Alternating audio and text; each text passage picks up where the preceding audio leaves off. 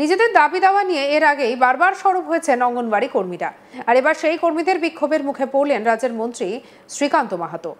একাধিক প্রশ্নের মুখে পড়ে কার্যত বিধ্বস্ত অবস্থা মন্ত্রীর। ঘটনার ভিডিও মুহূর্তের মধ্যে ভাইরাল হলো। ঘটনার পরে ফোন করা হলেও আর ফোন ধরেননি শ্রীকান্ত মাহাতো। জানা গিয়েছে শুক্রবার 25শে জুলাই বিকেলে গড়বেতা 3 নম্বর ব্লকে এসডিপিওর সঙ্গে নিজেদের দাবি দাওয়া নিয়ে দেখা করতে গিয়েছিলেন এলাকার অঙ্গনওয়াড়ি কর্মীরা। আর সেই সময় ওই অফিসে অন্য কোনো কাজে কাকতালীয়ভাবে পৌঁছে যান রাজ্যের প্রতিমন্ত্রী শ্রীকান্ত মাহাতো। মন্ত্রীকে সামনে পেয়ে একরাশ ক্ষোভ উগরে দেন অঙ্গনওয়াড়ি কর্মীরা। অঙ্গনওয়াড়ি কর্মীরা প্রশ্ন তোলেন, তাদের কাজের জন্য কেন্দ্রের বরাদ্দ তাদের কাছে পৌঁছচ্ছে না কেন? অঙ্গনওয়াড়ি কর্মী সংগঠনের পক্ষ থেকে স্মৃতিকণা রামানিক বলেন, বর্তমানে আমাদের কাজের নানা জটিলতা বাড়িয়ে দিয়েছে সরকার। আমাদেরই কেওয়াইসি করতে হচ্ছে সকলকে খাবার দেওয়ার জন্য। সেই কাজ করতে গিয়ে প্রতি মুহূর্তে ফেস ক্যাপচার করে আপলোড করে থাকে, তবে খাবার বিলি করতে পারছে। আর সেটা করতে যে স্মার্টফোন দরকার তা আমাদের নেই, তাহলে আমরা কাজ করব কিভাবে? প্রশাসনের কাছে বলেছি সেই বিষয়ে, অথচ কোনো সদুত্তর আসেনি। আমরা যে টাকা বরাদ্দ পাই খাবার সবজি আনাজ কেনার জন্য, সেই বরাদ্দ টাকা কুলোয় না। বাজারে সব কিছুর দাম বেড়েছে, তাই প্রশাসনের কাছে বারবার বলার পরেও কোনো সুরাহা হয়নি। এই সমস্ত বিষয়গুলি নিয়ে এলাকার বিধায়ক তথা প্রতিমন্ত্রীকে জানিয়েছেন ওই সকলে। কি বলছেন স্মৃতিকণা রামানিক, শুনবো। একটা কর্মসূচি দেখা গেছে যেখানে হচ্ছে মন্ত্রী তথা বিধায়ক শ্রীকান্ত মাহাতোকে ঘিরে আপনারা আপনাদের বিক্ষোভ দেখাচ্ছেন, যার সমস্যার কথা তুলে ধরছেন। কি কর্মসূচি ছিল আর কেন এই জায়গায়? মেন আমাদের সমস্যাটা আমাদের ছিল নিজেদের সিডিপিও স্যারের কাছে বক্তব্যটা রাখার জন্য। আমার একটা সংগঠনের, আমাদের পশ্চিমবঙ্গ অঙ্গনারী কর্মী সহায়িকা কল্যাণ সমিতি আমাদের একটা গর্ভবতী থ্রিতে আছে, সেই তরফ থেকে আমরা আমাদের সিডিপিওর কাছে কিছু কেওয়াইসির উপর আমার একটা ডেপুটেশন ছিল। কেওয়াইসিটার ব্যাপারটা হচ্ছে আমাদের গ্রামে এখন শুরু করেছে সরকার যে ফেস ক্যাপচার করে আমাদেরকে খাবারটা দিতে হবে, কিন্তু সেই সমস্যার সম্মুখীন হতে হবে। তার জন্য বিনা অস্ত্র ছাড়াই আমাদেরকে মাটি নামিয়ে দিচ্ছেন। আমরা যে ফোনটা 5G ফোন ছাড়া আমাদের কোনো কাজ হবে না। আর তারপরে ফেস ক্যাপচার করতে গেলে আধারের সঙ্গে ফোন নাম্বারটা লিঙ্ক রাখতে হবে। সেই বিভিন্ন সমস্যা নিয়ে আমরা স্যারের কাছে একটা ডেপুটেশন দিয়েছি যে আমাদেরকে আগে অস্ত্র দেওয়া হোক, তারপরে আমরা আমাদের ফিল্ডে কাজ করব। এছাড়া আমাদের বিভিন্ন সবজি জ্বালানি তো দাম বাড়ছে না, আজকে দীর্ঘ 18-19 বছর ধরে একই চলছে। জ্বালানির মধ্যে সবজির দাম, বাজার দর অনুযায়ী সবজির দাম দেওয়া হচ্ছে না। তারপরে খাতাপত্র, বিভিন্ন রকম সমস্যা।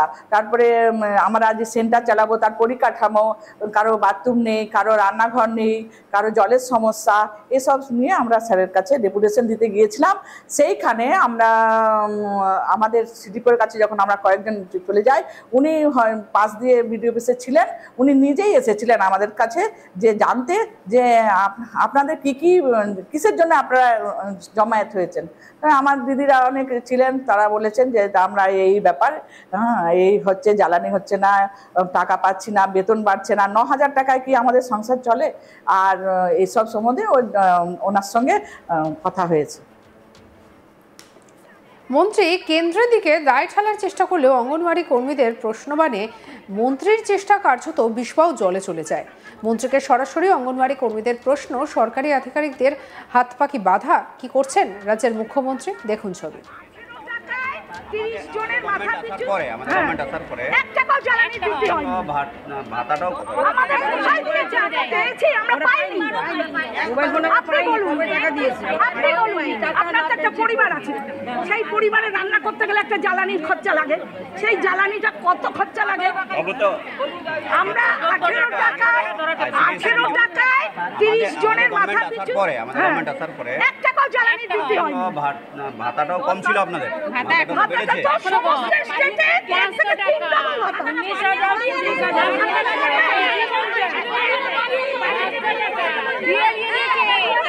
ভাতা বাড়িয়ে কেটে নিয়েছে,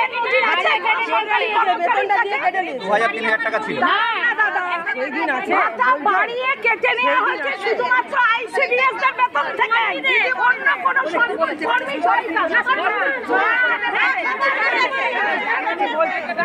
সবার বারবার একাধিক প্রতিশ্রুতি দেওয়া হলেও কেন সেই প্রতিশ্রুতি পূরণ করা হচ্ছে না, এই প্রশ্ন বারবার তুলতে দেখা যায় বিক্ষোভরত অঙ্গনওয়াড়ি কর্মীদের। তবে বিষয়টি নিয়ে প্রতিমন্ত্রীকে ফোন করা হলে কোনো সদুত্তর তিনি দেননি, তিনি ফোনই ধরেননি।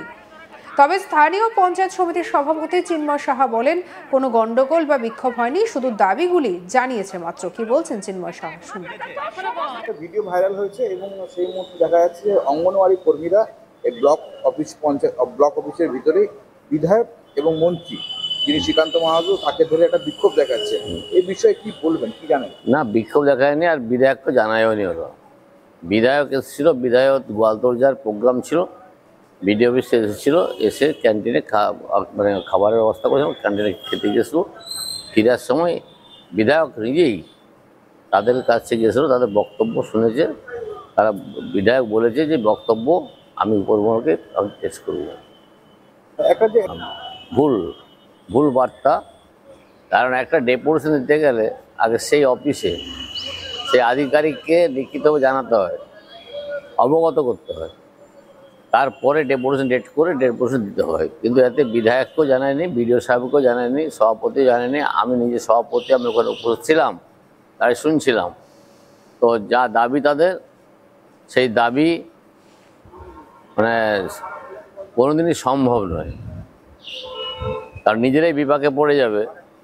তারা যে দাবি করছে, তারা আজকে যদি সেভাবে ভিজিট করা যায় ওই ICDS অঙ্গনওয়াড়িগুলোকে, তাহলে কিন্তু মারাত্মক অবস্থায় পৌঁছে যাবে।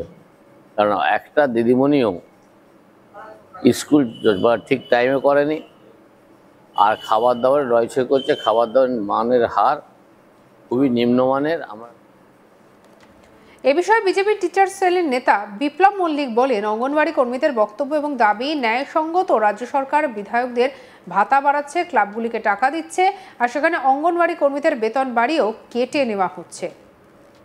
কি বলছেন শুনবো। মন্ত্রী এবং বিধায়ক শ্রীকান্ত মাহাতো উনি যেভাবে তাচ্ছিল্যের সঙ্গে হাসছেন এবং উপহাস করার চেষ্টা করছেন, এই বিষয়টার প্রতি আমরা